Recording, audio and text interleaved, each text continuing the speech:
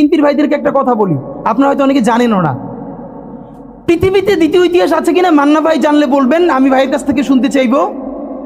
জিয়াউর রহমান তো একজন সামরিক শাসক ছিলেন।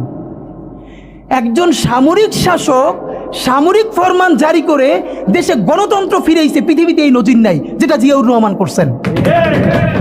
আপনারা কি জানেন এই যে জিয়াউর রহমান গণতন্ত্র ফিরাইলেন, যার মাধ্যমে আওয়ামী লীগও রাজনীতি করার সুযোগ পাইল বাকশালের পর, সেটা কিসের মধ্য দিয়ে? তখন তো সংসদ নাই, সংবিধান তো সংশোধনও করা যাইতেছিল না।